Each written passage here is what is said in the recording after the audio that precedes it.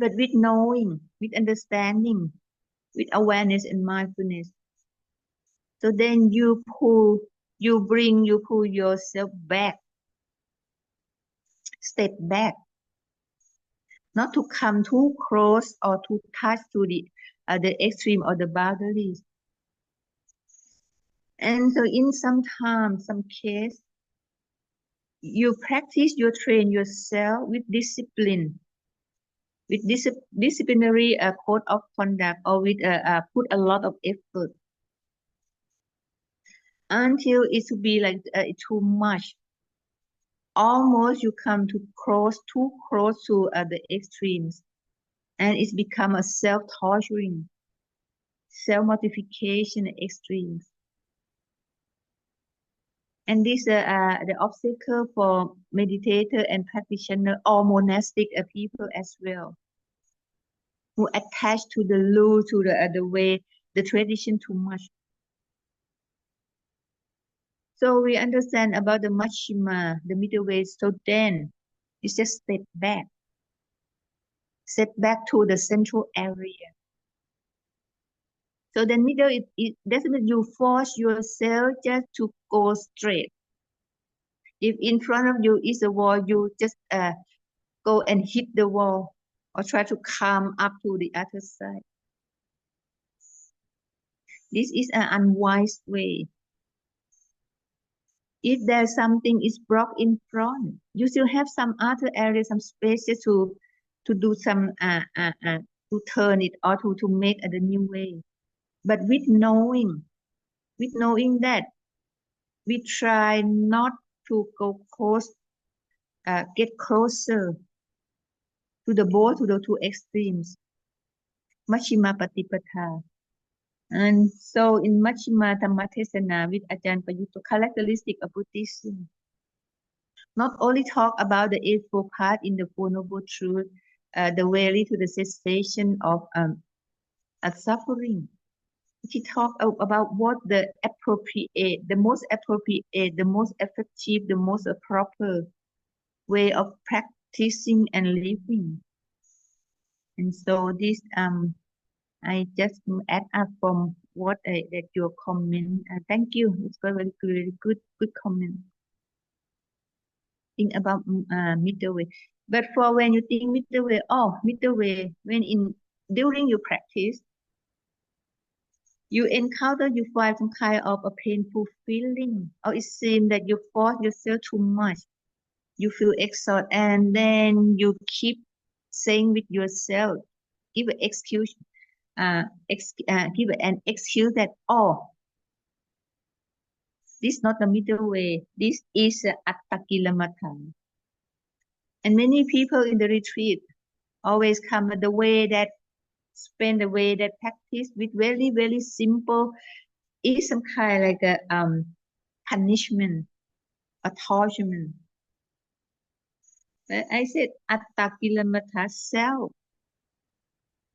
We don't punish in a way of punish or in a way of torture. But what we punish or what we tame or what we do is about our defilements. But the old ignorance habit, the unprofit way of living or way of thinking. So we have to bring it back, to put it back in with the state of knowing with intention and purpose. But now today is seeing that some retreat that change the purpose, try to serve the participant to have more comfortable. Then now today in many meditation retreat, they just the place, the venue is in the hotel, the big hotel, the resort, right? With air condition, very comfortable, very good food. Some retreats serve you 3 meals and up with some kind of a refreshment. So the people who come in this kind such a retreat can say they cannot find the dukkha or suffering. And when they practice, what the object for contemplation? Because it indulge with some sensual pleasure.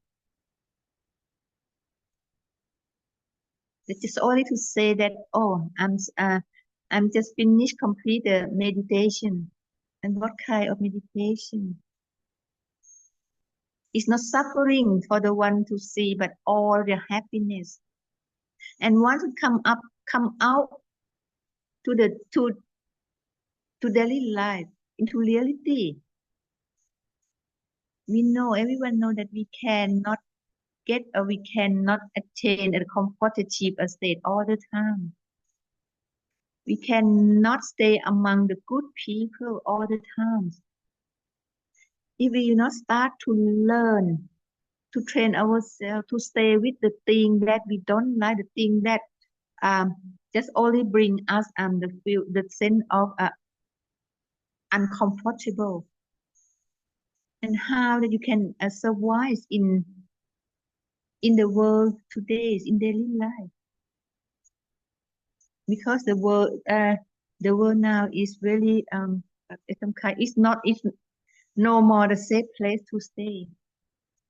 Everyone knows. That's why we have come to learn to practice in meditation retreat, but not too much torture, too much.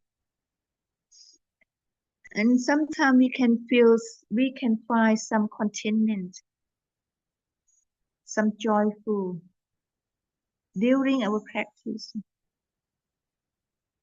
We are contented with a little things that provide us within the retreat.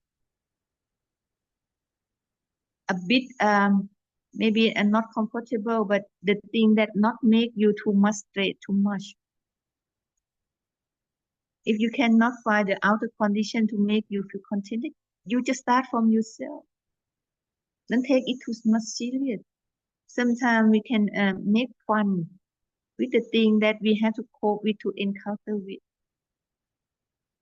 So the positive attitude, the good attitude, the right will is the first factor for meditation practice. And from the first, the good attitude, the right attitude, based on the right understanding, the right knowledge. And then you see the right direction on the path. And with the direction, we try just to compose our intention and energy effort in the middle way. Not too tight, not too loose. The simple way that when Pali tradition teach the student, not too tight and not too loose. That's a middle way. Not too high or not too low. And sometimes you can go high with. It's okay with knowing. Enjoy the high state and then come down. And sometimes it seems that we go lower. But with knowing that we can uplift ourselves to come up. And with knowing that everything is impermanent, keep changing. Even though it seems that we come to the lowest point, seems that cannot find a way to go out. It seems that our back just touched on the wall already, like this. But we never give up. But we have to be patient enough. Just in this waiting, cannot do anything, upekkha, waiting because we know that it's going to be changed. It's gonna be changed. It just need the good condition or some other support condition. Or wait until this condition is fading away or the weak down. The same time when we come in the highest point, it's like on the peak, on the top, with knowing. So then we don't spend our life in careless way, not endowed with the good things that we gain. the place or the reputation or the treasure or anything, because we know that it's going to be changed. But we don't know that whenever we can come down or whenever that we can go up. But we try to maintain in the middle way, in the middle area. So then this way that we spend our life, we lead our life safe enough, secure enough, to more peaceful and have some kind of a happiness. So any sharing or any question? Then I come back to slide. Yes, Ajahn, I have a question. Visakha, okay. Yes, so kindly let me get a more your opinion about the step 14, Ajahn. Step 14. Step 14. A Virakha. bit, yes, Yes, okay. about Ajahn, Fading away. yeah, fading away of passion. Ka. Yes, based on your interpretation, is the passion, is the meaning, it's like a jatana, as an intention. My. A passion is a kind of the sensual desire, emotion, sensual emotion. If you check in dictionary,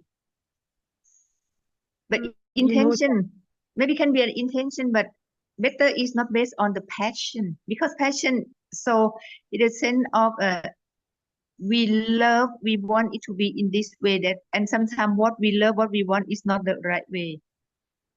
But in the end, to satisfy our own intention called a passion. And this passion, sometimes when you set the intention, you check what behind your intention. Is there some passion behind intention or not? Or you intend willingness to do because there's something, because you do with your own favor, right? Because it makes you feel pressure. So then be careful. That's why when you have I have good intention, have willingness, but better to check what behind your intention, right? Has some kind of passion or not. Okay. It's not wrong to have passion, because without passion we have no energy or no effort to do. But try just to control the passion to be in a good way by this passion a bit, right? So passion meaning based on your interpretation, near the desires, right? Desire. A bit a desire. Maybe it's not strong desire, but it's a kind of you want to do because of your favor, right? Just to okay. That's true. Okay. Yes. Okay, ขอบคุณค่ะ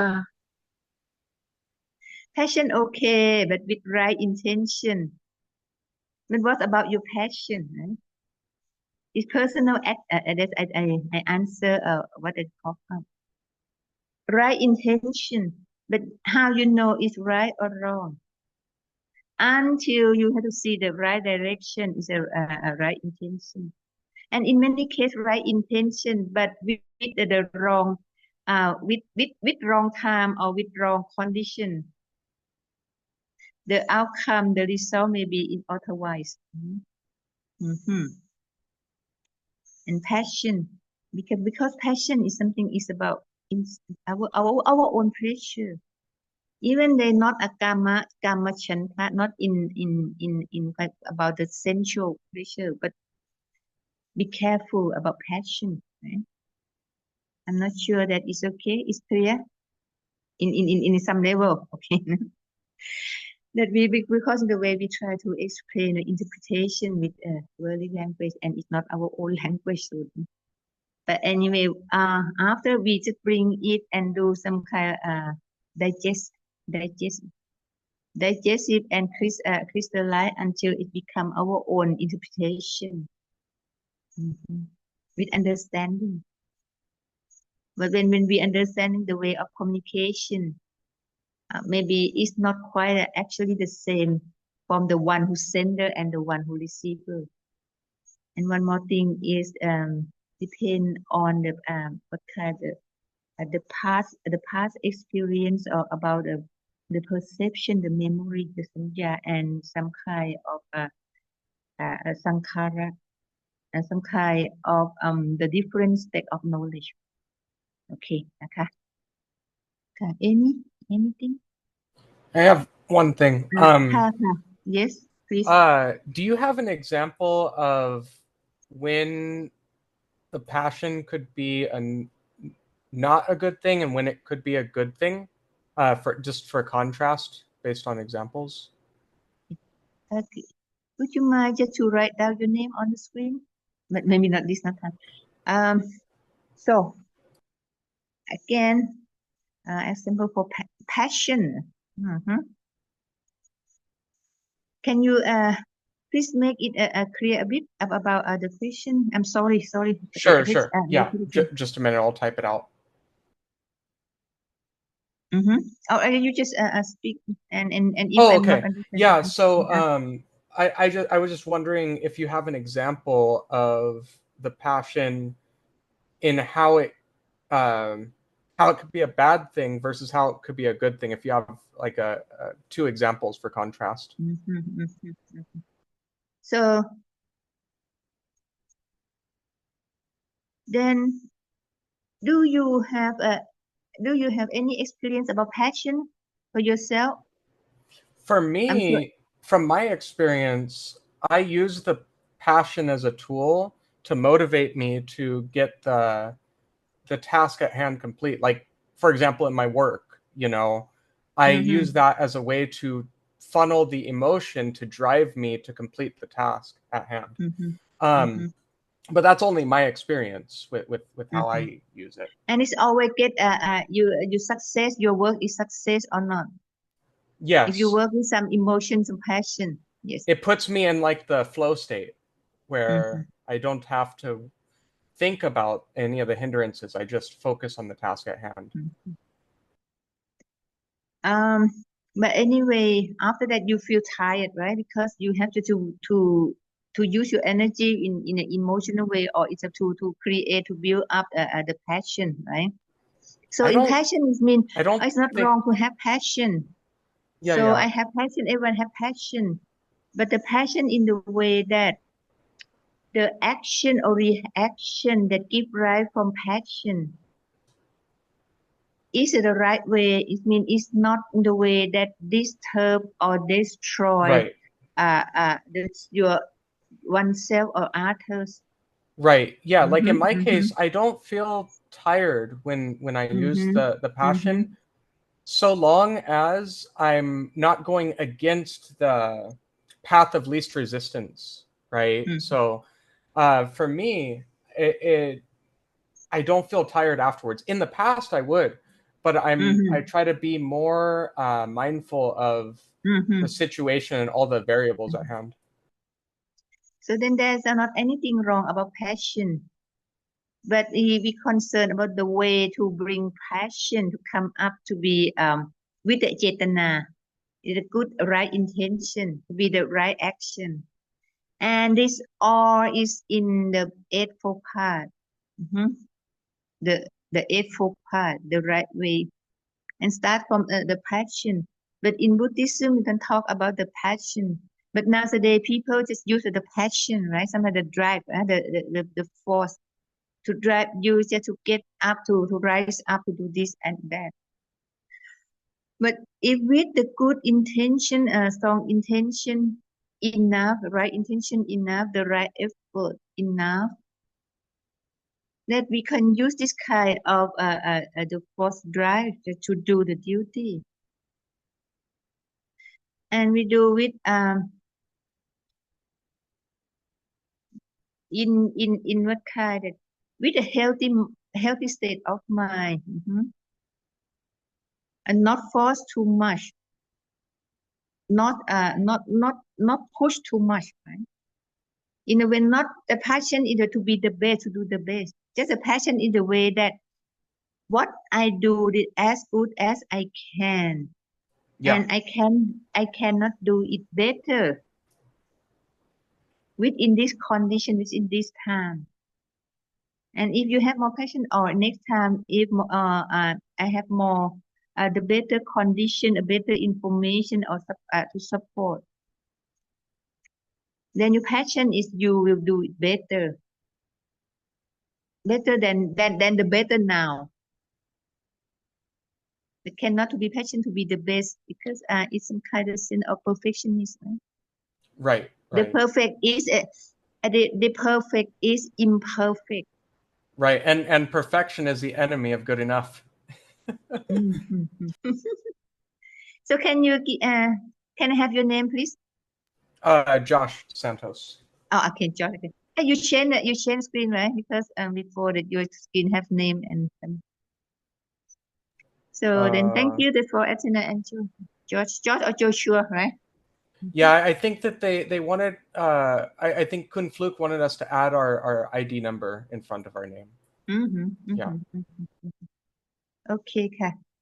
Thank you, George. Any idea for monastic people? From the one who under the disciplinary code of conduct Vinaya about passion? Phante Nikon, you have anything to add up? I think I have a lot of experiences, but I cannot explain about the English. But I know about the Bengali. That's why I have to request for one. Actually, I want to know about Ānāpānasati Sutta. If you have Ānāpānasati Sutta, can you read and explain Pali to English? Can explain to more about for me? Ānāpānasati Sutta. Yes. You have a paper because I share the word. You have Ānāpānasati Sutta, full Sutta. Have you get it? Have you got it? Last week I'm not sure Kun Phuket shared the word fine. Kun Wa, can you bring it up? Yes, to share. Last week, Yes. so I can share again. Yeah. I think maybe the first day that day talk about this sutta. Correct. Yeah, it was a word file. Yes, and so then we please just send out to the group, right? To send on the group so everyone can get the same the same file. So we have 3 files, 2 presentation, 2 PowerPoint, part 1, part 2, and the word file for Ānāpānasati Sutta. Yes. It's come up? Yeah, I've Okay. shared it. I've just shared it on the chat group. So if Venerable find it, yeah, this is NN 118, right? MN 118. Yeah. If you cannot find, we can come up later on. But if you can find now, so then it's quite thankful. Okay. And I find from my notebook as well.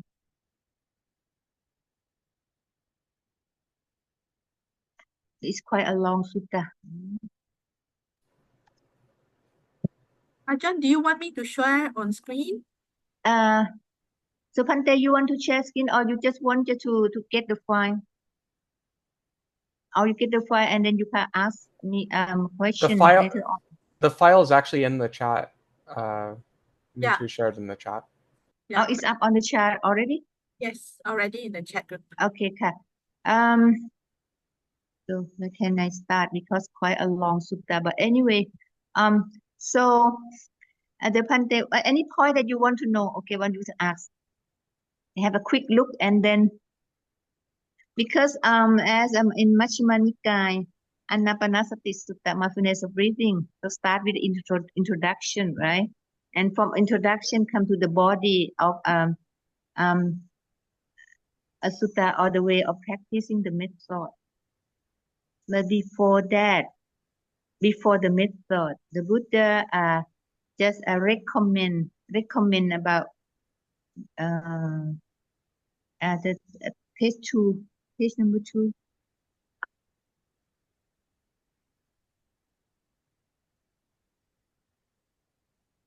ค่ะ page number 3 ค่ะ when I talk about yes. So that bhikkhu in mindfulness breathing develop so I'm a very quick explanation, and he give a suggestion about the supportive condition, both external and internal. So following from the sutta, go to the forest, find the empty hut or the secluded place, and when we can adjust, we can modify in this present time nowadays. We just find the place that are quiet enough, a less of a disturbance and distraction. And so monastic or temple or meditation center. So this for us serve for this purpose. And then from condition, because before we can come to handle with our condition, with the posture, we have to set up the place that we are working. The condition, like the place, like the time, that's convenient enough, suitable enough. The weather is good enough. Is not too dangerous enough. The place that is fine enough, safe enough. And the important thing that you need to find a good friends.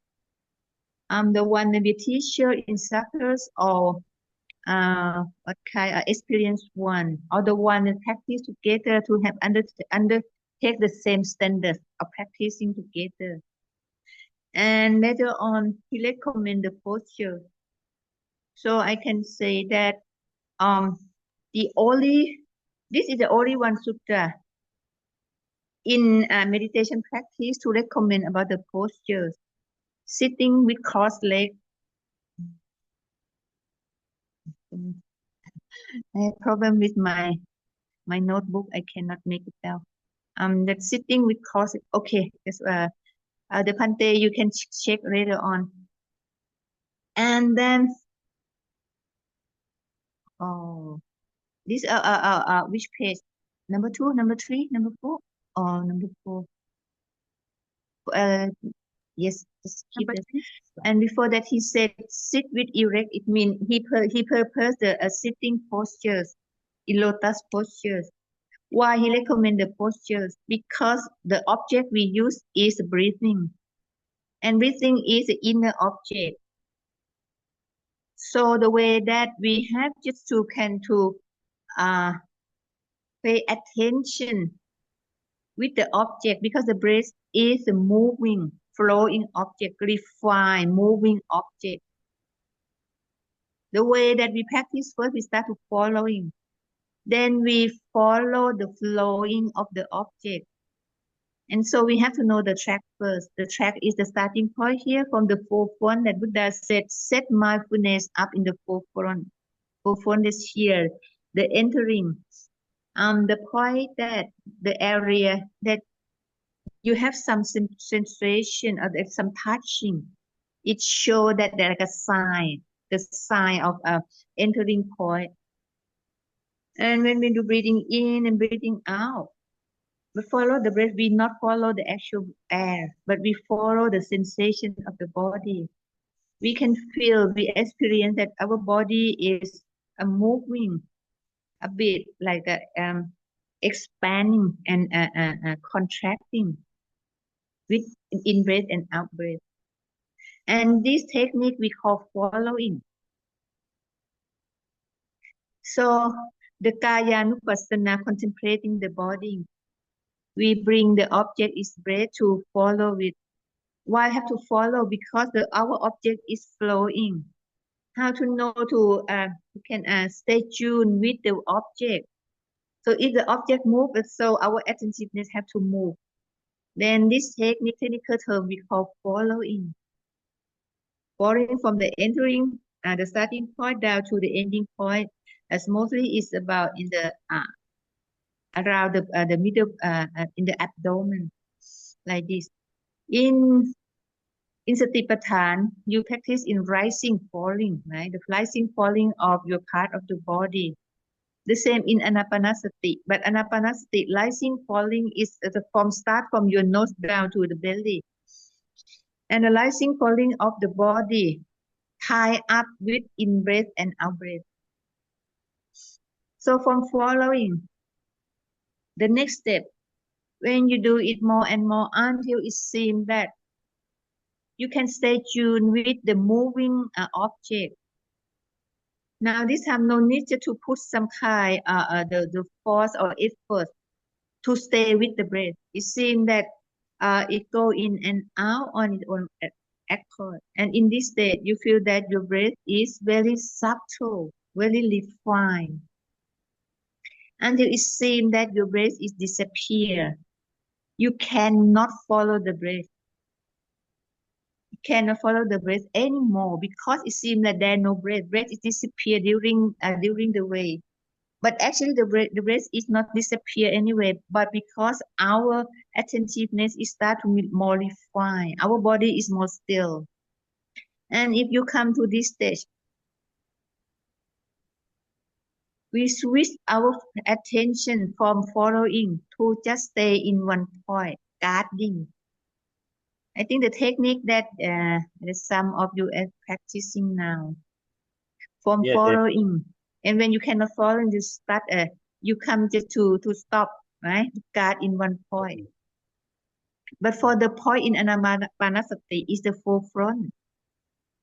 But someone can find the focal point in another way, like in here, right? In the wisdom eye here, this, or some few twinkle, this is your own point. Yes. But better way not to choose the point that make you kind of a strong feelings. Otherwise, once your mind and your body start to calm down, it's quite you feel yourself, you feel irritated, annoying with your point, with your the sensation of the point. So in this point, it's quite a very mild sensation like this. So you train, you try, you find your own point. But recommendation is point because these are more refined, touching, right? And from this, you just stay firm in this point, not go anyway. And in this state, your body get to calm, and it seems that your body is get more still, even not totally stillness, but less moving and less thought of thinking. Even still thought of thinking comes and go, but you can pay, you can ignore, not pay attention with. And in this state of guarding, your body compose in a more stillness way, but not only still, but in sense of energetic, more energetic. And see someone experience about the nimitta, the mental image, or some form, some object or team of object that appear in the area of the front, in the front of the area of your point, like here in front or this or that. But if this happen again, you can adjust, you can make it move, you can make it put in the center, or make it enlarge this and that. So according to the commentary, the nimitta that create or recreated by the mind intentionally, recreate or recreated by the mind, the form of the consciousness. So the theme or the object that come up is somehow is linked with your with your past impression. So in the scripture it said can be like a dot, like the spot, have some color or some like a flash lightning, and some part of some object. This is mental image. But during a practicing, if the object is come like a random theme, changing a lot, or come with it like the series, so this not the image. It can be that you create your mind creates some kind of illusion. Because we often hear the participant meditators talk together. Oh, I have image about like a story, right? The story to go this and that, to meet this and that, right? To go to the heaven, this and that, just to show up in the way that to show up that, oh, I'm progressed in the meditation. But actually, the nimitta, our mental image, just come. Only one object or the theme of the object must come as a series. And if you make sure that this image you can make use, because this can be the object that you can stay with, put attentive with, apart from the breath, can make you sit longer. It can make you compose in concentration longer, because you're focusing on the image. But for someone, in case that you cannot, the image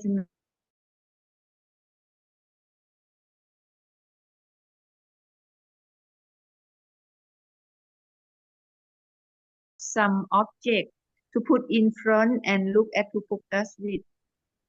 And this we call the create by intention. So this may not be the real image, but some kind of the tool that to support your practicing. So this and the image that you bring up, it can change. But anyway, it still be a benefit for focusing with. If you feel that only the breath only is quite difficult or sometimes complicated to observe, to make as an object, because it's a refined object. But it's good when you come to the in the refined level of practicing. The refined object can gain the refined concentration, vibration. So from this, when you come to this state, you feel that you feel more, the body calm, your body is calm. Then you complete the first group, Ānāpānasati, calming down the body by using your breath, or the breath so-called body conditioner or body formation. Because the breath is from the body, or the breath is conditioned by body in which way that you want, by using the breath. For example, if you want to have some kind of relaxation, to relax or to release some stress, you just use your long breath, smooth and long breath to follow, and not too long. If you feel that your body is more relaxed, release out the tension. But sometimes if you feel sleepy, in sense of too much relax, you selecting out. Then with intention, you calibrate your breath in shorter, fast and shorter, like this, to re-establish, to regain more awareness and mindfulness. But the less we just use the average breathing, the breath that make you feel comfortable when you observe it, when you focus it, when you follow it, and the breathing. Before after this, the second, the third, and the fourth, the explanation is something very close to Satipatthana, right? Vedana-nupassana. But in Ānāpānasati, a particular vedana that we bring up to focus is piti.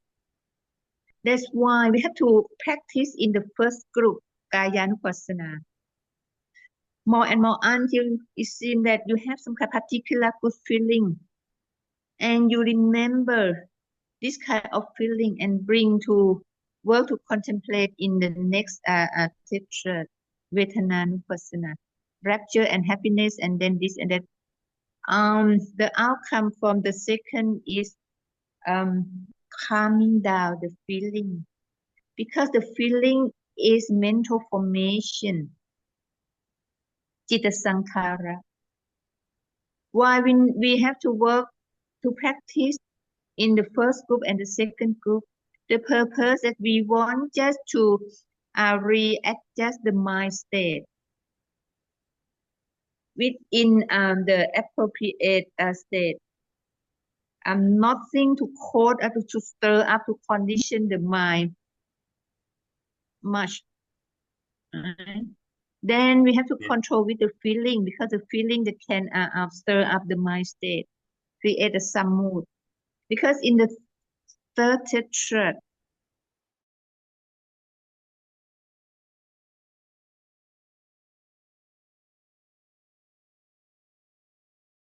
for exercise, you have to create your object, that's the mind, to wipe away, to clean your object in the good condition enough, not to be obstacle too much, not too difficult too much, because during the practice, Vipassana, we just go penetrate into the mind state, and not only to know about the mind state at the moment, but we have just to uplift, to lead the mind state in a good way, in a positive way, Vipassana, gladdening the mind.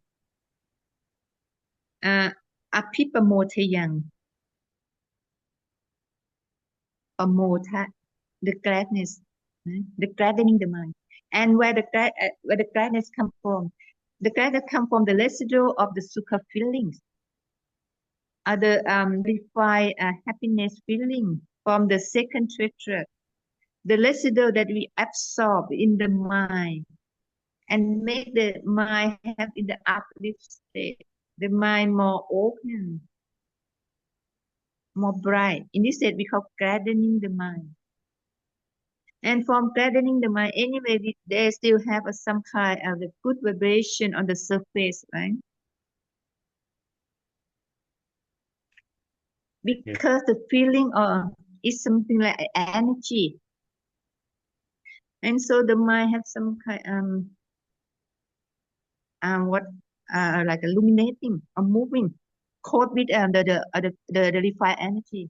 Then the next step we call samatahang cittang. Concentrate and make the mind to stay in the center, in one pointness mind, in the mind, in the stillness, in the stillness form. To discuss from all kind of the feeling or emotion. And if our power is good enough, we can discard the mind from all the nibbana or hindrances. But during the practice, if your mind power is not enough, your concentration is not enough, and you cannot allow the hindrances or obstacle is fading away on its own way, or with the power of the concentration to cover it, to suppress, then we use the external state during in the early state of practicing. When the hindrances come, for example, kamachanta, sensual desire. So then we bring external force as a loving kindness. Sorry, no. Kamachanta, we use in the opposite. Then we use asukha or impurity. And for evil, the anger or negative, strong negative, we use the power of loving kindness. And so metta bhavana is additional or supportive method with the main technique. And so we have some external tool or aid to help us to try to sustain our mindfulness and awareness until when we come to the high state of practicing, until we have more energy, more power, more focusing, more consciousness. And so all hindrances is fading away on their own. But in this case, it means you have just to achieve or attain the jhana, absorption, the high level of concentration. Not merely the concentration in the level of upachara. Upachara is not enough, but upachara or access is good for the Dhamma investigation, because in this kind of concentration, your sense organ is still function. Access upachara, access with the object outside, access or connect with the world. And so in this level of concentration, upachara, if you can do vipassana, or you can do some reflection or contemplation. But with a higher level, Ānāpānasati, apana attainment. So you absorb with the concentration, and in this state, your sense organ is shut down, temporarily shut down, because you overwhelm, you absorb with the concentration. But what we gain the state of peace, tranquility, state of inner peace and happiness. But not enough, because we have to work further in the area of to gain insight wisdom. But Ānāpānasati or high level is good for the healthy body, healthy mind. It's good for like a dormant stage, to gain the power, to restore the power, and use the power, transform the power to reflect or to contemplate about the natural or mental natural phenomena, both external phenomena and inside the mind phenomena. So we move to the Dhammanupassana, the threefold step 13 to step 16 in Vipassana. And during Vipassana, and in case that you feel exhausted, you feel tired, or it seems that you cannot control the direction of investigation, it starts to be like it starts to be distract in a random direction, this and that, sometimes have some self get involved. So your power is going to end up, cannot control the direction of investigation, or what you see, the phenomena, the object that you're going to see and contemplate, it start to blur, to dim. Come back to concentration, to samatha, to regain, to restore the power, to make the mind is more still. Because sometimes with vipassana, from reflecting or contemplating, and the outcome, what you gain, they can create or arise a kind of excitement, fulfillment, satisfying. And so this is they can stir up your stillness mind, your tranquility. Then we use the sensation that come up, like a excitement, a fulfillment, to contemplate back in chapter 2, feeling Vedananupassana, and allow it calming down back to the tranquilizing state in Ubekkha. And then we can go further to Vipassana. So in practice, not just only come step by step, Samatha and Vipassana. Sometimes we do Vipassana, but we have to back up with the power of concentration. And during concentration, we can call Dhammasamati. You can think, you can investigate, you can reflect Dhamma, but in good way, but with a certain direction. what we call in the Dhamma way, not a thing in some kind in the worldly or in some other. And so we call Dhamma Samadhi. So the concentration we need in Dhamma Samadhi to investigate, to learn about Vipassana. Just for Upachara is enough. But when in the case that you need more power, charge your battery. So then you come to concentration and try to attain the power from concentration.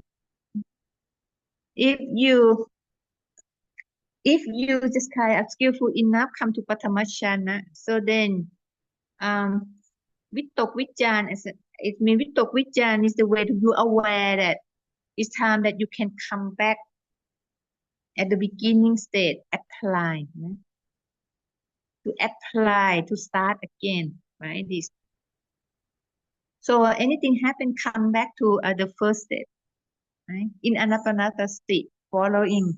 So in your practice, you just do the same that when you come at the beginning state of practicing Vitakka, Vicarana, and try to attain the feeling, to know about the feeling, the Vedana.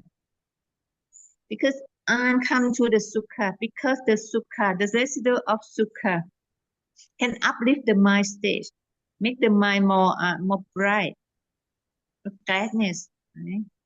Bliss and joy, passathi, and ubekha, equanimity, stay in center, not moving in up and down, not shaking too much. How to control the mind state. Whenever the shaking, even with the good condition or a bad condition, but we can control to bring the mind back into the tranquilizing stage. So can I say that during the concentration, they also have a vipassana, but in the very mild stage, not a dominant stage. Dominant is concentration, and as well as in vipassana area.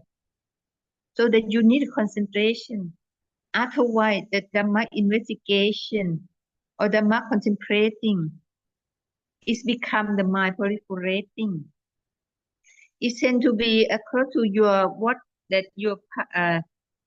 your old or your past perception, or what that you learn from others outer thought, not come from your own inside.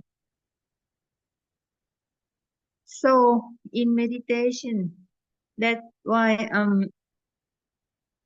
the master, the teacher always said that we practice both vipassana, with both samatha, concentration, absorption, and insight with wisdom.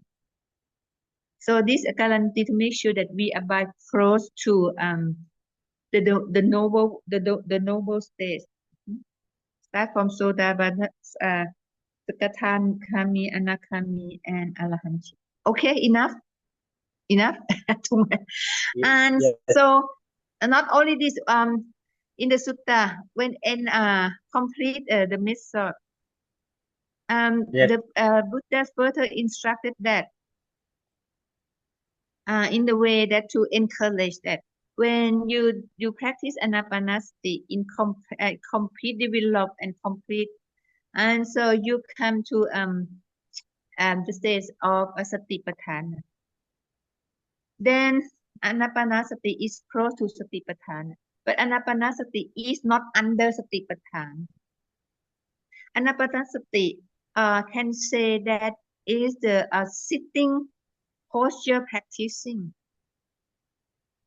Sitting, use a sitting posture, but in the retreat, even come Ānāpānasati, but walking posture, bring from satipatthana, right? To kamnot, just to contemplate the movement, the stroke of movement, the moving, because in satipatthana they expand the scope of awareness out of the body, but in Ānāpānasati only in the body within the body, right? A sitting posture from Ānāpānasati. Then until you can establish, you can compose your body, your feeling in a good way. And now you start to extend it, expand it, your attentiveness to the surrounding Ariyabhata posture, right? The moving, stretching up, this and that is said, that instructed in Satipatthana Sutta, right? Mahasatipatthana. That's why the Buddha said, from sitting posture, use the breath as the object. Then if you do it in the good way, you complete the whole system, then you can expand your practice to wider in Satipatthana, right? But for Ānāpānasati, the Buddha recommend because we can practice Ānāpānasati without formal practicing. For example, when we feel that we wanted to create some peace and happiness inside, we just follow the breath, raise up the breath and following it. Maintain the well-being state, right? No need to sit to do a formal practicing. That's why the Buddha said before that he get enlightenment during his Bodhisattva period, or even when he was young, in the childhood, he used Ānāpānasati, right? Yes. So Ānāpānasati, that's why it's become the worldwide nowadays, especially in modern world, because they don't prepare, no need a preparatory much. Right? We no have some kind of a lot of a step to follow. You just sit and you follow the breath and you bring up the breath to focus with. But if you really need more power, a strong power, concentration, right? This, and if you need more insight, wisdom, so then have to come to practice in a formal method, right? Then Ānāpānasati to Satipatthana. And furthermore, when you complete, you develop Satipatthana in the right way. So then this brings you to gain, to attain, or to entering the state of Poshanka, the seventh factor of enlightenment. So only Ānāpānasati and Satipatthana not enough for entering the door of the enlightenment. But this step, the way go up higher and higher. The seven enlightenment factors. So what is the seven enlightenment factors? I think that everyone know, right? You remember the first, the Poshanka, the first one is mindfulness. So then sati is always be the base, be the ground, the basement of all kind of practicing. Even we come to the higher level, the intensive or advanced state of practicing, the awareness state at the base, at the ground, or at the basement, the foundation. So the first factors of enlightenment is sati, right? And the next one, number 2 is investigation, dhamma vicaya, investigate and examine, right? This in the way of reflecting, is the way of completing. That's mostly that we're doing in vipassana area, right? Investigate and examination with the concentration power back up. Yes. And the next, number 3. So energy, viriya, right? The effort. Not only mindfulness, awareness, and state, but we need the force, the drive, right? To try to make it happen, to put the effort, viriya. But this kind of effort is not something like the normal effort. But the effort, the strong effort, intensive effort with the concentration, the energy, viriya. And the next one, so The outcome from investigation, the outcome from that after you employ your energy in the good way and you gain some kind of, you gain some result, this creates the sense of pleasure, exciting, fulfillment. Right? But pleasure that we experience, some form we practice in Ānāpānasati and Satipatthana. So once the kind of sensation is pop up, is come up, we already know that, oh, this is state of a rapture. Even they not manifest or express to your body expression. But with experience, we know, oh, this is rapture. This is sense of satisfaction, satisfactoriness, within the pleasure, with knowing, with understanding. And from rapture, so it's come down. In 7 factors, we don't no more talk about the sukha. From rapture, so then it come up to the tranquility, passathi, bliss and joy, refine, very refine, and the good vibration. Then just come across from the rapture to tranquility, right? And the last one, piti, passathi, and samadhi, passathi and concentration.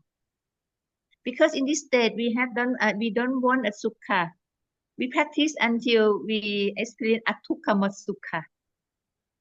Atukkhama sukha. So then we don't need the sukha factor, because we train the child to discard.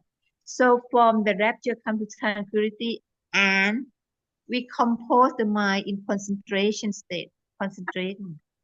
And from concentration, and this concentration is absorption, not merely concentration, and from jhana. And the last, equanimity, upekkha, passathi, samadhi, and upekkha. So upekkha, this neutral. You can have any kind of feeling, but you can bring it up to the center on time, not allow it just proliferate to be like a sukha or dukkha. Equanimity, right? And these are 7 factors of enlightenment. And so when talk about Wongshookeaw, I can define into groups among the 7 factors. So the first group is I can like accelerating. The first group is to uplift, to accelerating to uplift the stage. And the other group is we can take a break or step back.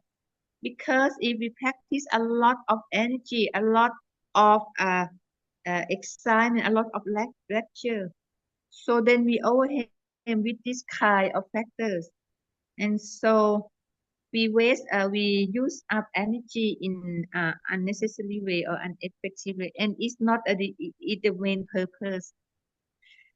So in case for accelerate or to uplift, we need a viriya, right? We need a viriya, we need a dhamma vicaya, we need a piti. And this group is some kind to create the energy to accelerating. And the another 3 group is passathi, samadhi, upekkha.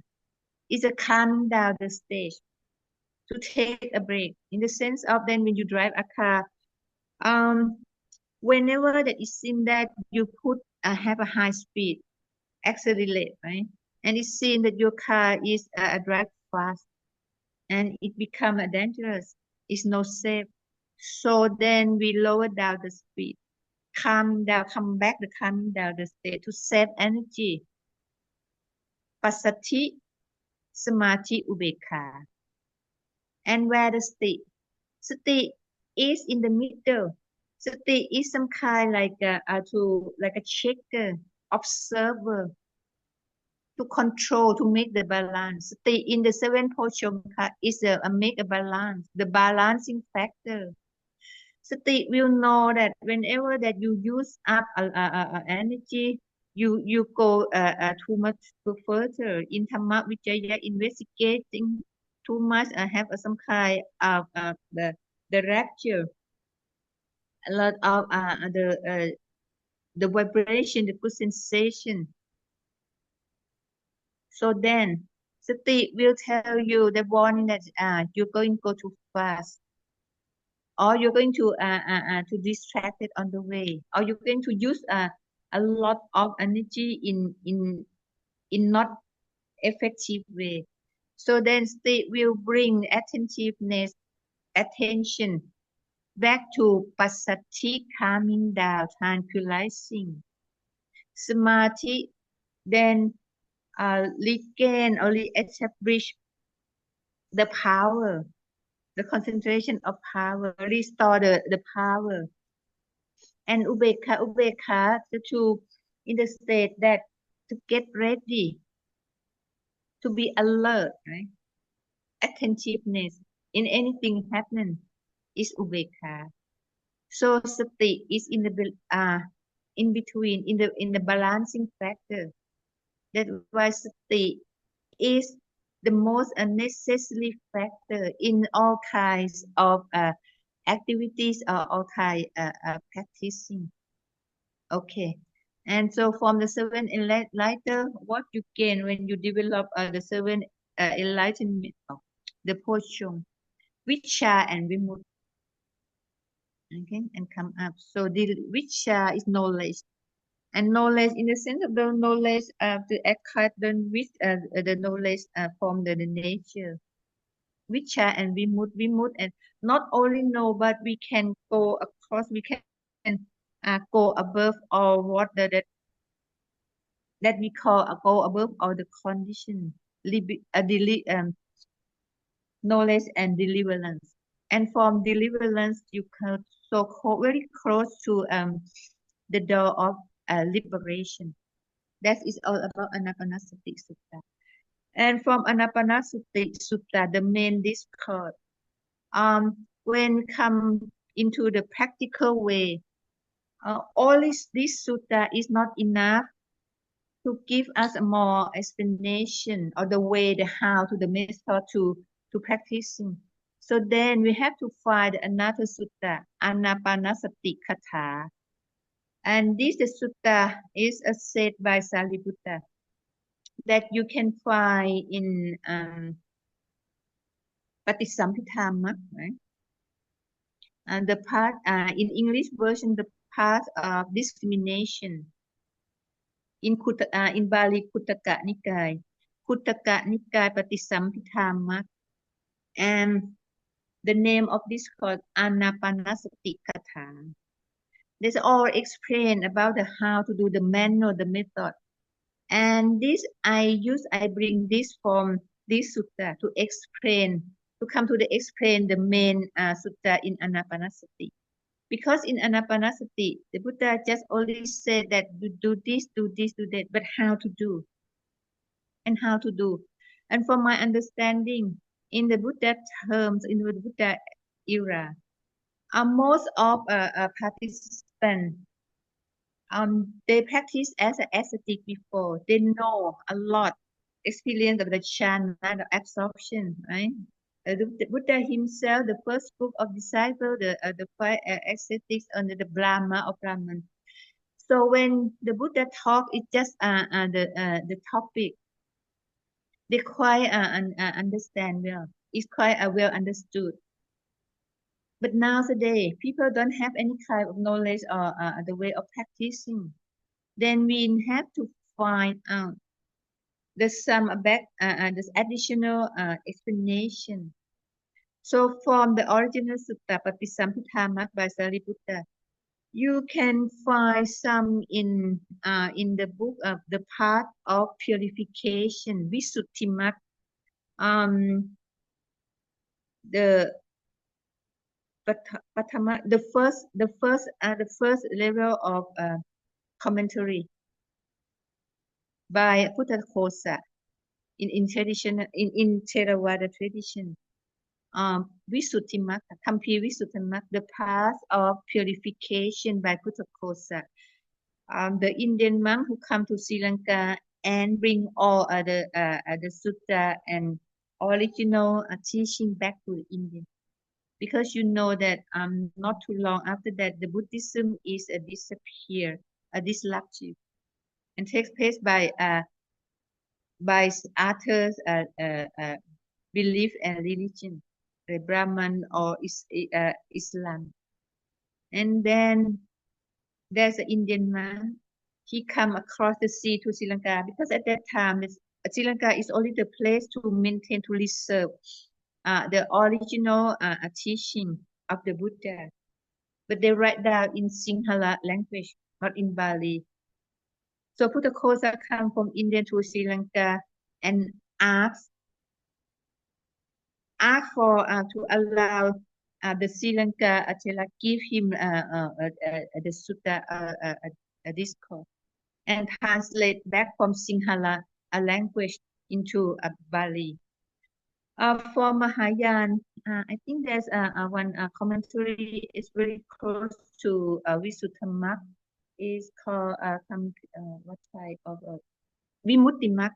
Yes, the Vimuttimagga, the part of I'm not sure Vimuttimagga. So then the dominant comment, the first commentary in Pali is Visuddhimagga, the path of purification by Puttakosa. And for Mahayana is Vimuttimagga, path of, I'm sorry, I cannot find. Just can you help me to find Vimuttimagga is translated, inspired in English version? Could you spell it in the chat? Vimuttimagga. Okay. How do you spell it?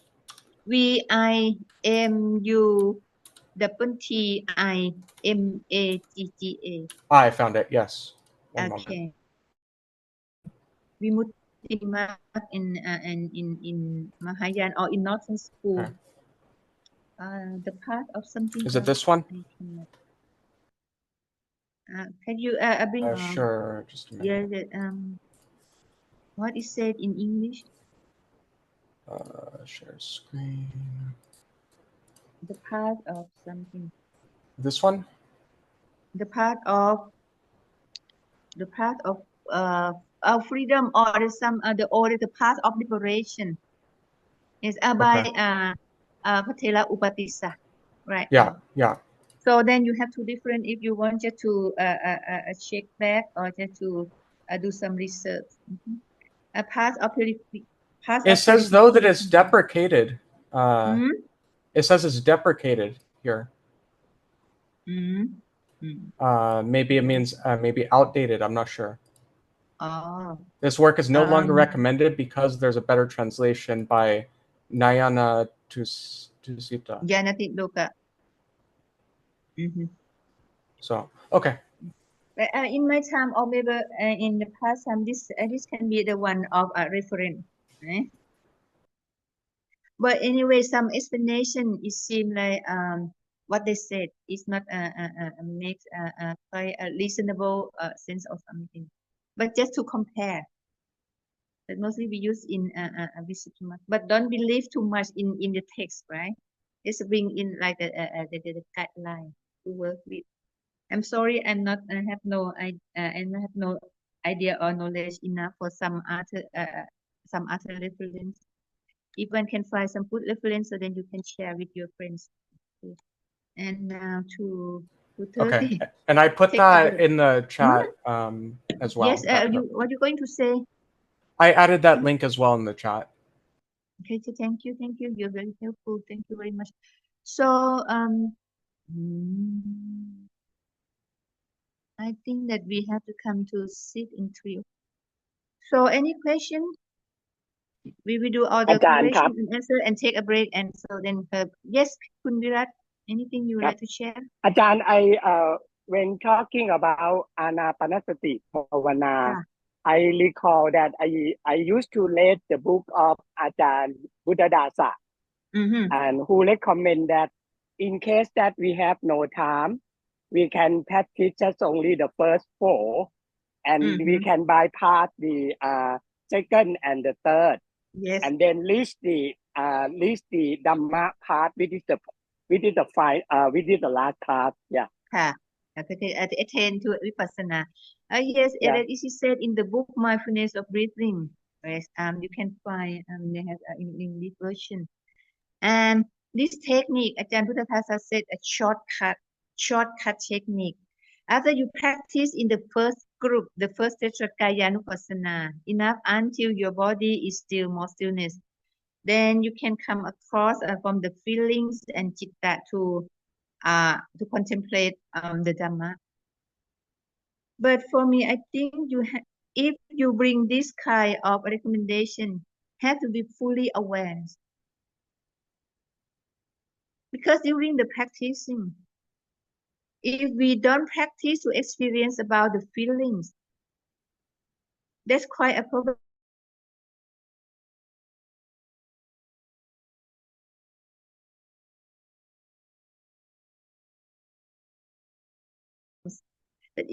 So then that's why we have to train to practice to know all the Vedana and how to change the Vedana in the good way.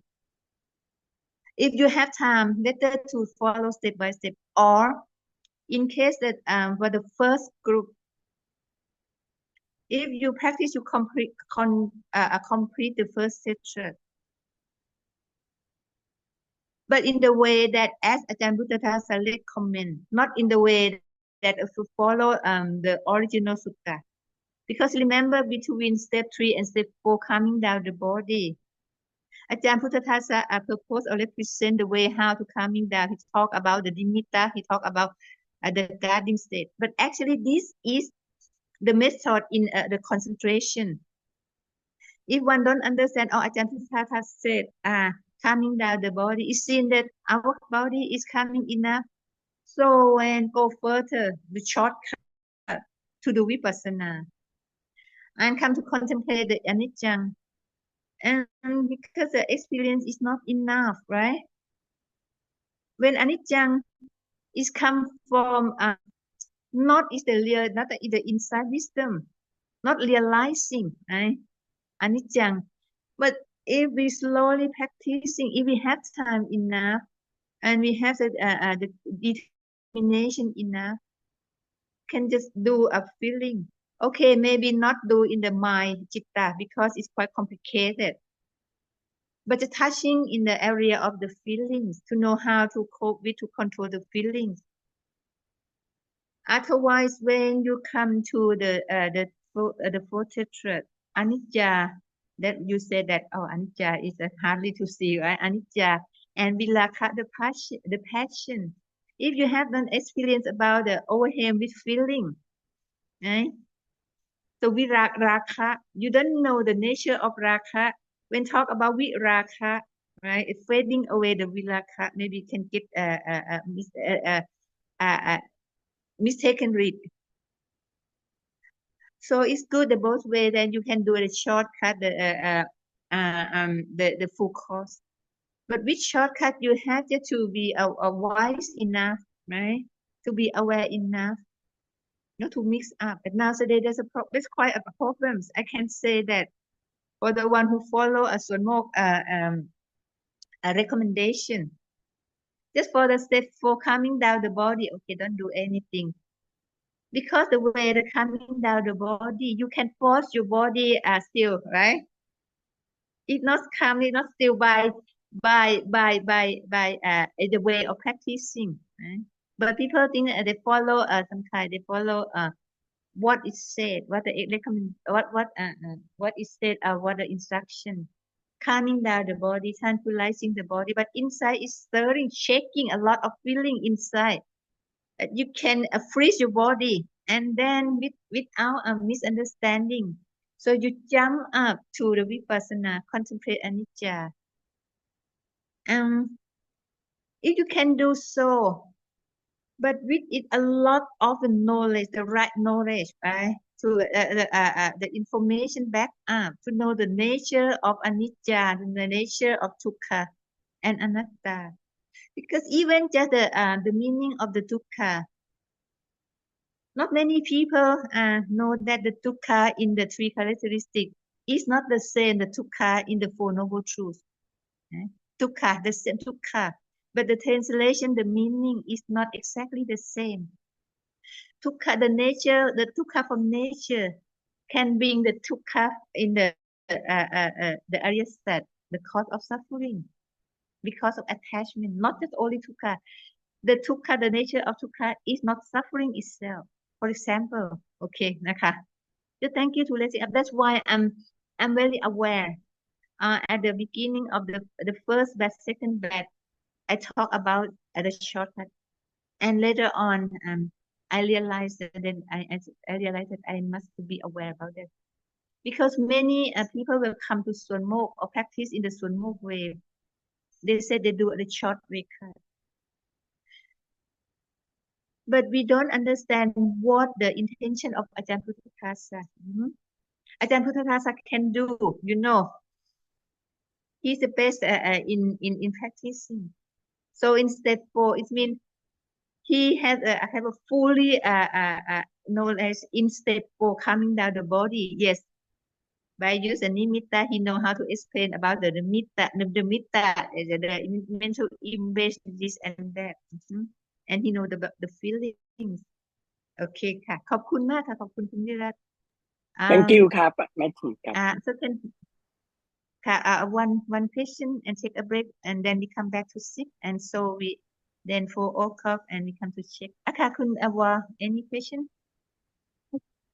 Ajahn, Cannot sorry. hear. Yes. Ajahn, you have 2 more, from the slide point of view, there are 2 more pages. I don't know whether you're going to cover it or not. What you think? Because it's the advanced knowledge.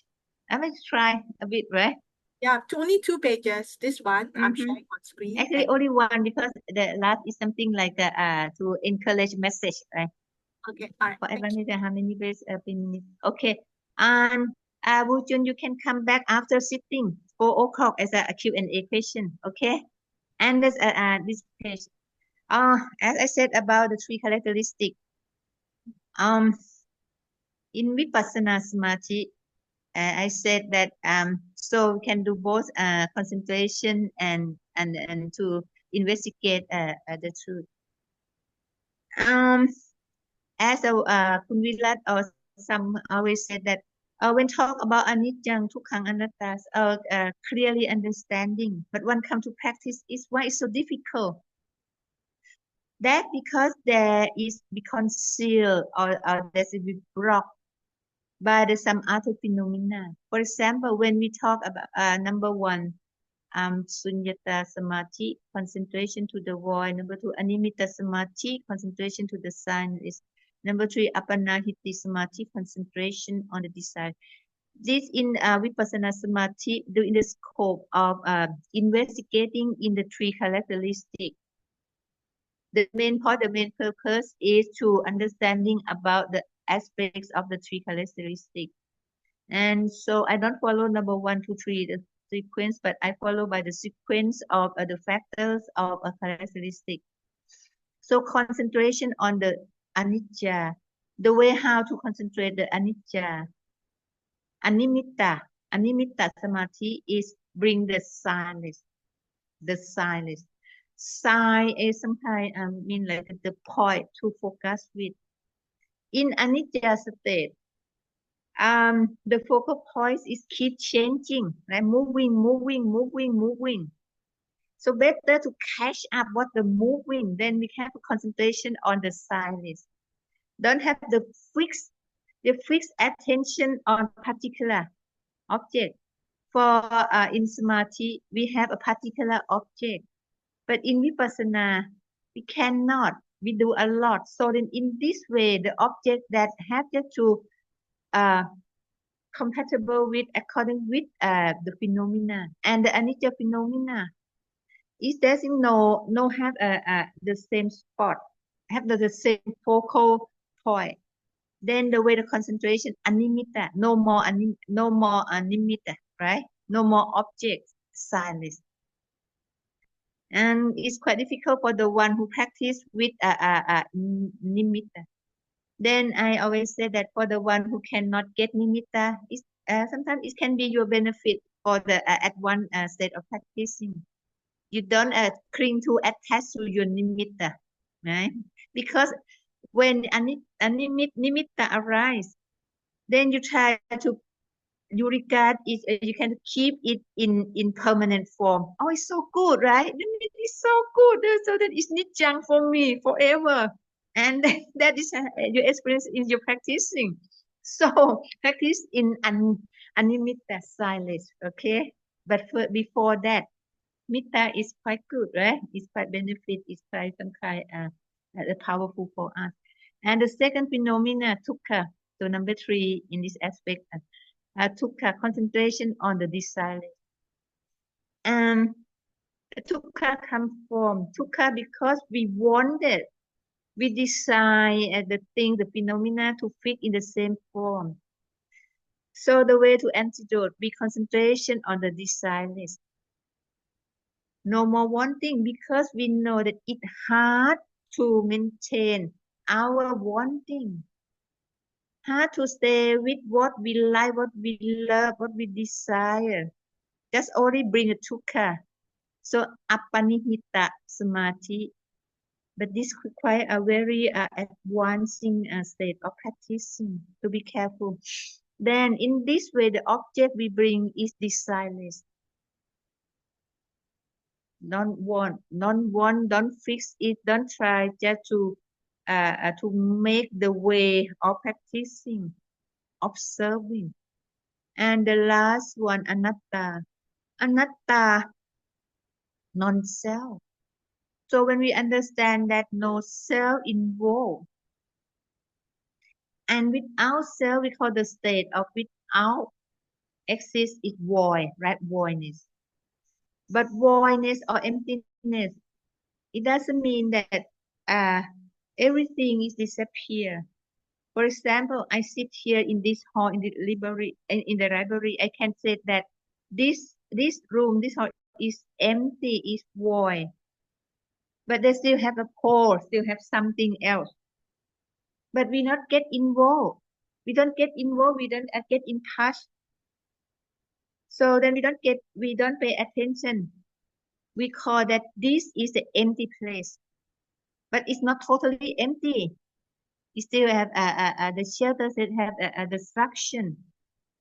The same as the cell. When we said no cell, we still have the appearance, have structure, but we don't get involved. So then we can say the emptiness or voidness or sunyata samadhi. And what is our obstacle? What is the big obstacle? What it deroot us or conceal us from seeing the truth of nature, from seeing the things as they really are?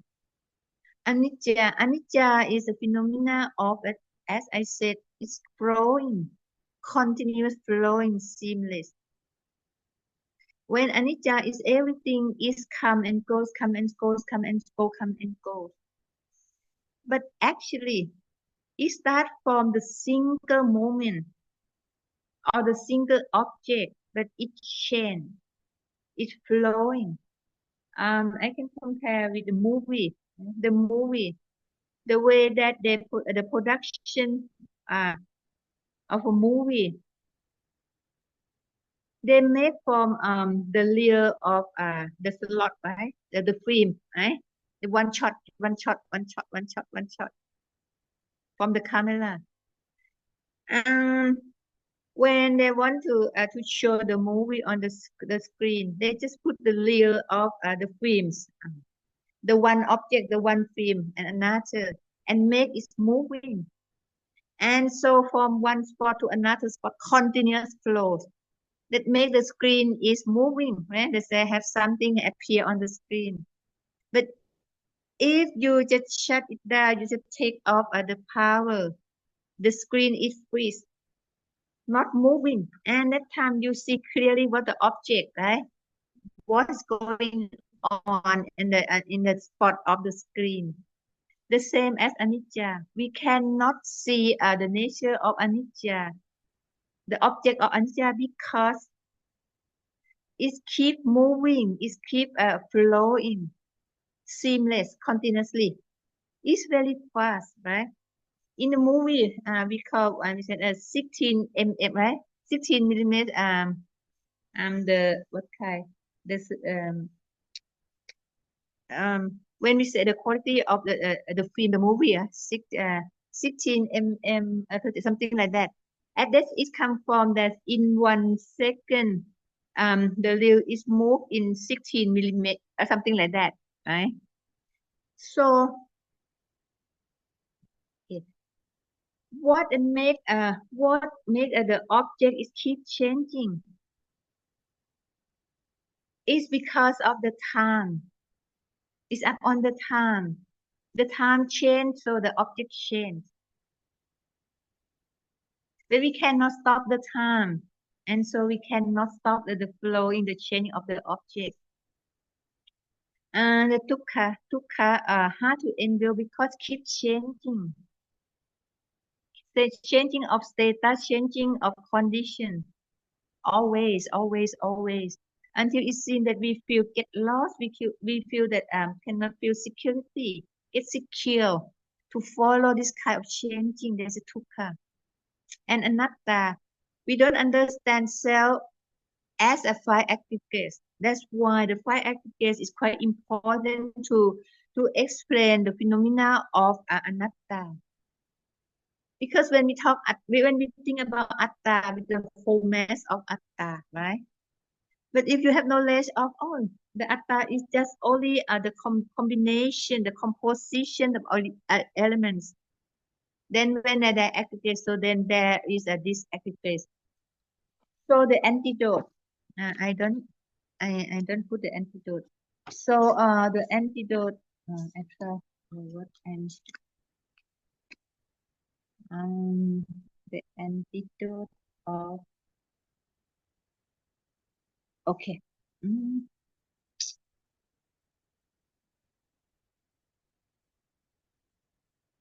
What I said, continue through a seamless.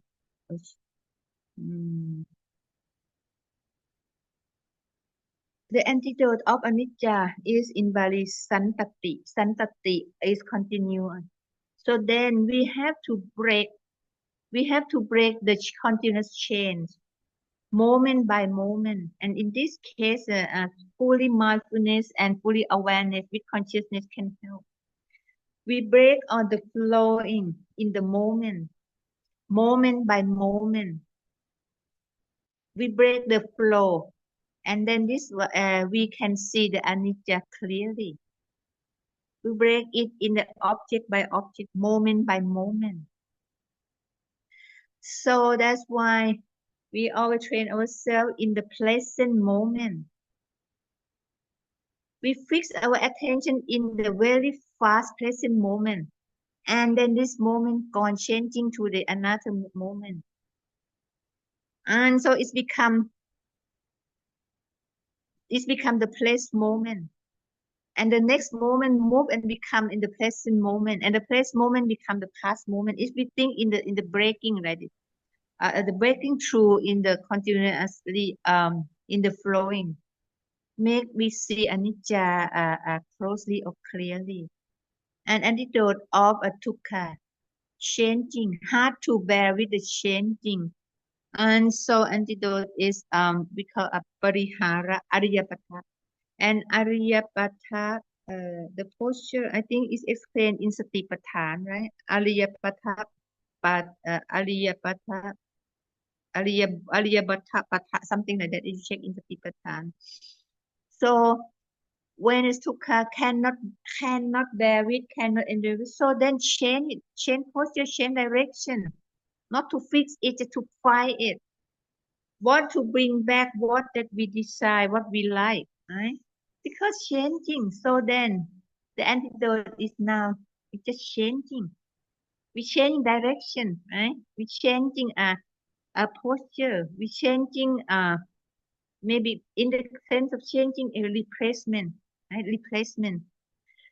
And anatta. So that I said we learn about the aggregates. We know then, so we break to the whole mass of cell into the combination of compounded things.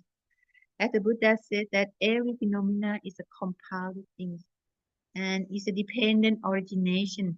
So you have to study more. The sequence of this subject is I recommend dependent origination.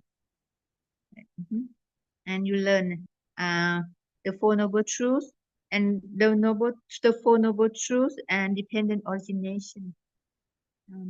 So that I bring some part in my retreat to explain. But the way of explanation is live talk, and so then have no presentation, no writing, no anything. Just for they listen and understand in some certain level that they can bring to make it in practical way. Okay,ค่ะ, now 3:00. So we come to sit. If one would like to have a break, so then feel free to do so. 10 minutes and come back to sit. Okay. 45 or 15 minutes sit together. So then take a break. We have some minutes for discuss or talk about question and answer. I think Mr. Wu, right? That you are the one to ask me the question. Please show up. Yes. The question that yes. So you talk about inhale, exhale. Could you repeat again so then and if your friends can hear your questions? Please. Okay. My question is relay on the experience. Wait a minute.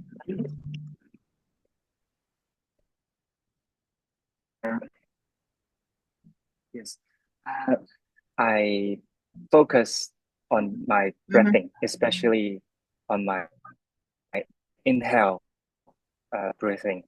And I can recognize that my breath is deep and slow. However, sometimes when my breath I realize it's deep, I will yell like yes.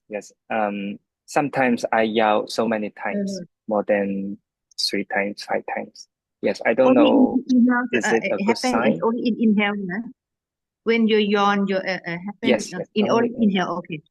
Then, and so go ahead. Yes. And my inhale is more than exhale. I don't know the time.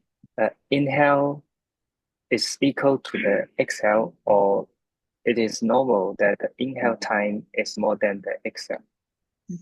In the state that when you inhale the longer, how you feel when you inhale and some kind of how you feel? It seems like you push push your health.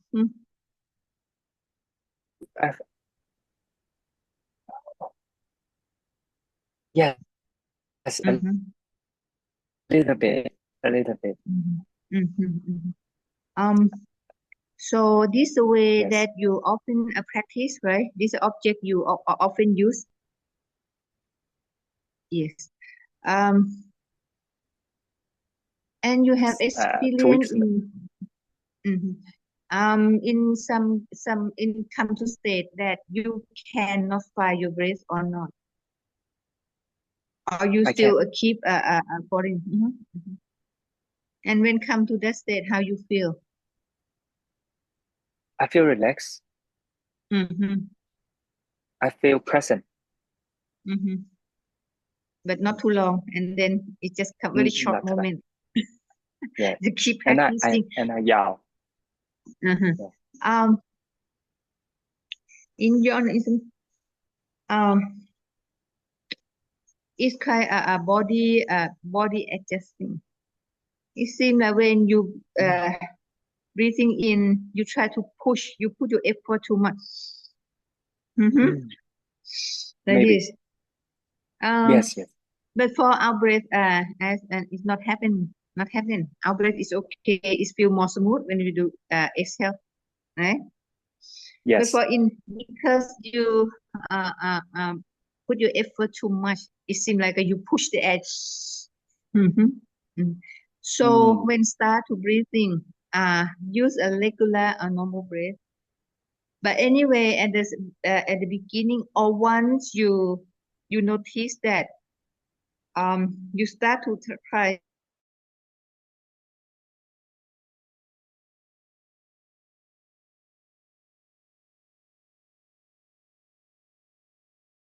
Oh, Because you're breathing out, okay. your nature of breathing out something like the pushing out more smooth, right? Yes. So Yes. in general practice, we sit and start with breathing in and breathing out. But in breathing in, aware that don't force, don't push the air in. Just notice that some touching here and the body is expanding like this.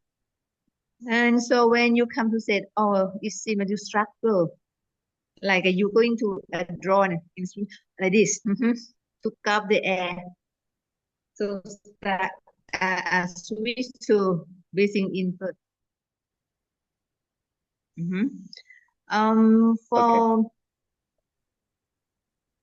For general for average breath, the cycle of breath for myself with my experience and practice, in 1 minute I can make 7 times, 7 in and out in 1 minute. But in Okay. long and it's good. It's good for practicing. Why? Because you can use your breath as a timekeeper, as a watch, right? Instead that, Yes. for example, you said you have to waiting for someone or something for 5 minutes. Instead that you keep looking on the watch or be restless, check with the time. Find the corner to sit or stand and follow the breath in and out. So suppose for my own 1 minute is 5. So I just start to count for 35 times or 5 minutes. If you do this accurate, so I can say that 1 or 2 plus or minus, very accurate. Yeah. And for breathing in and breathing out, actually is not equally. Some shorter, some long. But if it's always shorter or longer than another, so you have just to correct it. Because there are some technique, kind of we call remedy. What I heard from one of my students, they said that technique what we call 7-11. It means breathing in 7 and breathing out 11. But this is not the way of breathing in meditation. This is a healing. That's for cure the state of depression, right? Okay. To bring it something out, breathing in. That's why our breath is longer. Because someone asked me about 7-11 technique, but I never heard about it. Yes, right? What about 11 and 7? What about 11 to 7? No, 7-11. No. It's like a technique for healing. So you're breathing in, so 1, 2, 3, 4, 5, 6, 7. And breathing out 1, 2, 3, 4, 5, 6, 7, 8, 9, 10, 11. I know. And so again, our breath is longer. But why the purpose? You did something like this. I believe. Yes, yes. It's something because you have a pleasure inside, or some others, but it's have a pleasure. That I think the technique to heal about the depression or something. Because the way like this. But in meditation, it's better to do some average equally like this. So then you can make the smooth round of circulation. Okay, got it? Got it. But Thank 7 you. is mine. You have to find your own round for 1 minute. Okay. Okay. So then you can check your state. In case that you check and in 1 minute you have more round, this means that you rush to breathe. Then you have to come to fix. Bring longer. Got it? Got it. If too long, so Okay. then you get sleepy. Too long, so then you come to the Everest. Right? Okay. So there are two ways. There's another kind of counting for the one at the beginning stage that cannot follow, cannot stay tuned with the breath, because it's as I said, refined and moving object. Then you can tie up with some other thing, the 8 or 2, to help you to stay tuned with following process. So the tip that I recommend counting, if you like number 1, 2, 3, 4, 5. The duration of breathing, or the counting in the sense of to make it more focusing. 1, 2, 3. So when one, not only one, so you aware that the one is entering point 1, 2, the chasing. When 2, you know the expanding, and 3, 3, 2, 1, 1, 2, 3, 3, 2, 1. Or counting in the way that your mind is very discursive, just really wandering. The technique to counting that's said in the commentary. You counting the round of breathing. 1 in, 1 out. 1, 2 in, 2 out. 3, 3, 4, 4, 5, 5. When come to counting to 5, stop.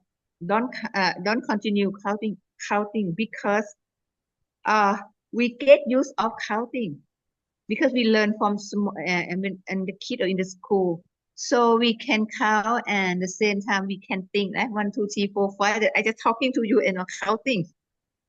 Then in the way to have more focus, more focusing, 1 to 5, and then stop. Come back to count again. 1, 1, 2, 2, 3, 3, 4, 4, 5, 5, and this time plus 1, 6, 6. Stop. And 1, 2, 3, 4, 5, 6, 7. Stop. 1 to 8, 1 to 9, and 1 to 10. So when you count until 1 to 10, check the mind state. If your mind state is okay enough, fine enough, stop. No more counting. Stop counting. Following. But at that time, your mind is not something is not in the process. Counting again, but this time count backward. 1 to 10, 1 to 9, 1 to 8, 1 to 7, 1 to 6, 1 to 5. If you do this in one big round, so then what you can sit in your spot about 7 or 8 minutes without moving, without restless, right? So then in meditation, instead that you cannot sit, you're just looking for the time, you're looking for the one who ring the bell to expect for the end of the session. Just only make you feel restless, right? Discouraged. So come back to do counting.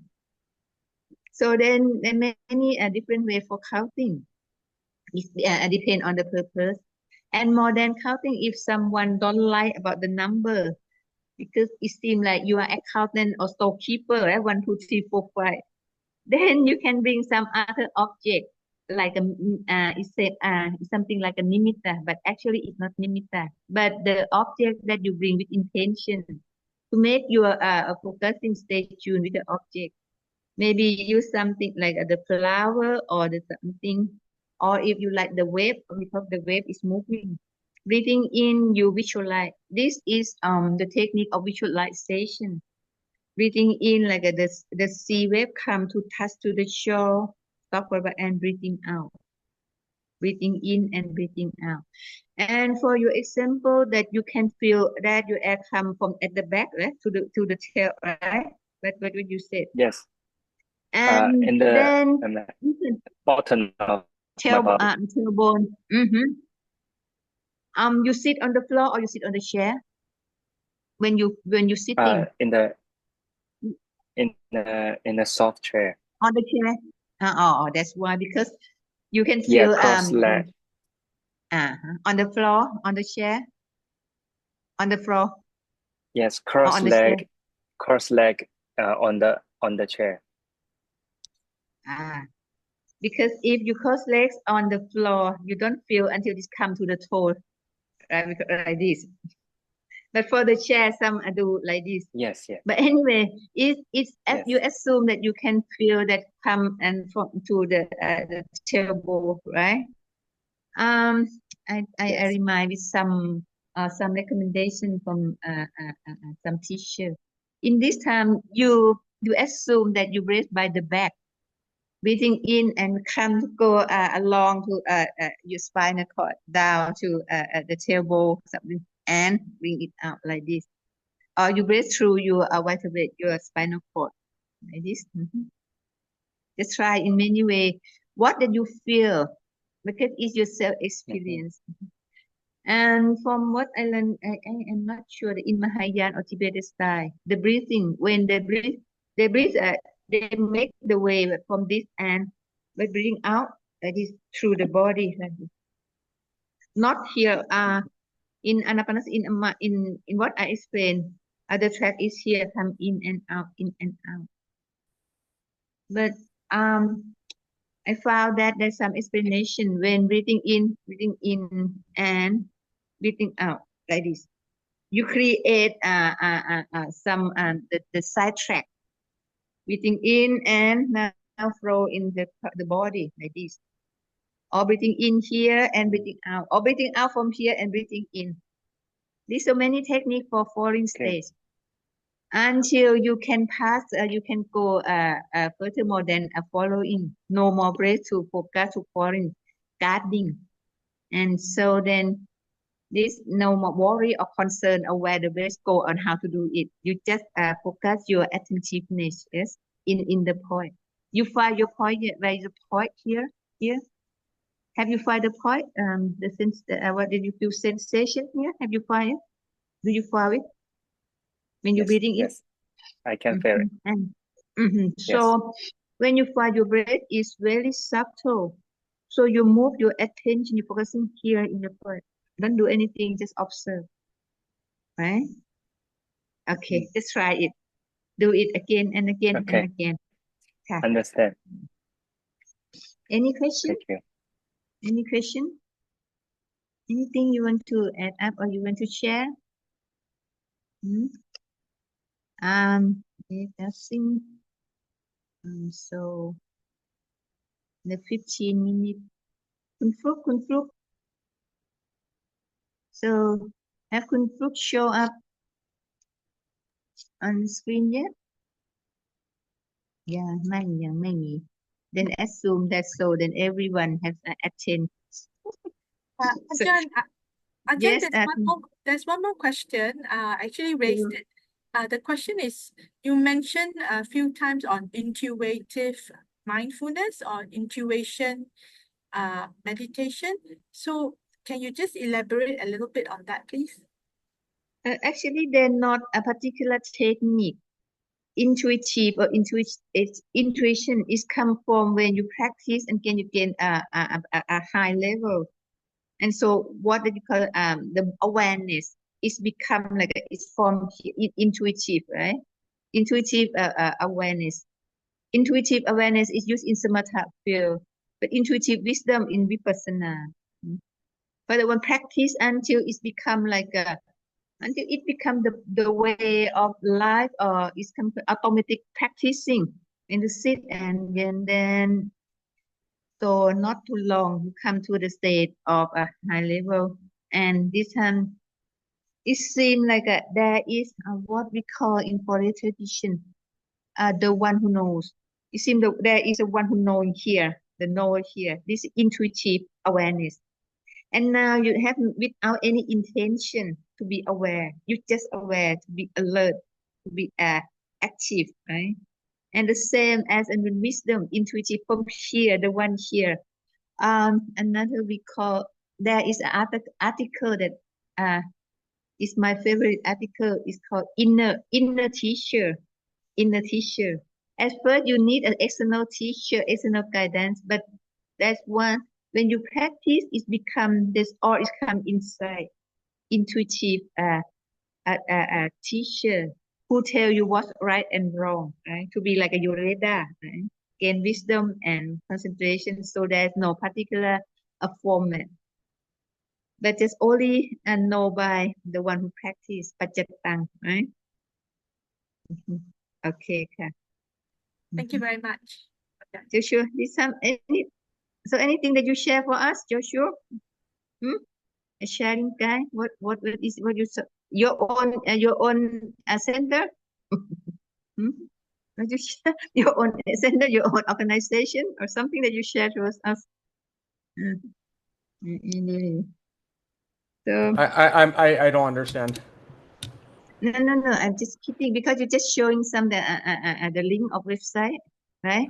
Oh no, I was asking about the article that you had shared. I just looked it up and I was trying to find the one that you were talking about. I was asking if it's this one or if it's a different one. Oh, because it just pop up and I cannot catch up. It's pop up sometimes the link of organization or something. I think it's your own organization. Oh no. I did just share. You just share for us, right? Okay. Well, I was just asking if this is the article you were talking about the inner teacher.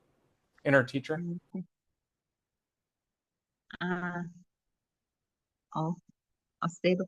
I'm sorry because I cannot do on my screen because I use mobile phone and I cannot open the link. Anyway, but I trust that what you find is right. Let's see what this inner.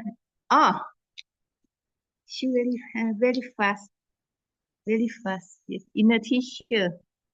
Thomas McDonald, but I don't know this guy. But inner teacher that I bring is mostly it come from my own tradition. I'm talk about is a master in forest tradition master. We talk about inner teacher. Okay, so it's not this one. But anyway, you just read it. But for the one because in my retreat I do what we call Can you hear? I come back to the screen or not? Or my signal isn't good. So my daily routine in meditation retreat in the early morning, I will find and I am searching quite a very a good article, or I can say that the food for heart for the early morning. So then the participant or the audience can get some tip or some kind inspiring or encouraging. But my collective source or material mostly come from my tradition in forest tradition or in Theravada master or some Buddhist aspect. But what I found, the topic or the term is close or quite very similar, but maybe different a bit distinguished about the content. So whenever you find a condition, not only for the other topic, have to get to what is the keywords, things like that. The same in one of my retreat many years ago when I explained. So then there's a woman, so came to me with a book, and then she just put the book in front of me and said, this is a book that you follow. You know this book, that you follow this book. I said, no, I never know about this author or the name of the book. But anyway, it is fine that it's quite, I follow this book or with the same, because they come from the same source, the ultimate source from the Buddha. But the way of explanation, they form their own experience. So then somehow some experience is quite the same. Somehow someone experience may be different. So then it's okay. Yeah. Anything to serve to propose for us, Josh? And when finished the class, so I think of you whenever I try to find something and I could not find. I may think of your name. So okay,ค่ะ. Could anything you want to share? You can take anything. And I said next month, I got an invitation to visit the meditation center and Buddhist organization in Korea. but I really wish that in the future I may have invitation to visit in Satipatthana Center somewhere. I don't know. But just I talk a lot about I just connect my teaching with Satipatthana because mostly a student has a Satipatthana background. But what I learned is just reading a book in Sutta or some kind of commentary. Okay, ka. So is there nothing? So then I would like to say to say thank you to all of your participants, Pante, Venerable People, Pikuni, and lay students in my class, in my subject of Ānāpānasati. And so I'm very enjoy. It's enjoyable. I very enjoy, and so it's some kind inspiring to come to see you to speak with you. Even mostly it's a one-way communication, but anyway show that we know each other. So in case if we meet on the way of the samsara somewhere, someplace, so then you can have some greeting or say hi together. Or if you want just to connect with me, then you can find me on the Facebook. Because my Facebook is just my purpose is not because people said monastic should not have some kind of social media, right? But for me, I use social media for teaching or just for being friend with people. So my Facebook is just my name, Benjawan, in English, Benjawan Wongshookeaw, and then you find me. And if you have any inquiry, you want to contact me, you can text me the message inbox, right? That's the way. I use Facebook because this is more convenient for overseas students, right? Okay, so if you don't mind, so may I ask to leave, and you just stand by for checking attendance. โอเคนะคะค่ะสาธุอนุโมทนาเองนมัสการครับ ค่ะไปแล้วค่ะอินชัย so Thank you, Ajahn. Thank you. leaving for conference. Don't forget to send assignments, and now I screenshot and I will send you the attendance list tomorrow. ค่ะ thank you so much ขอบคุณค่ะคุณแม่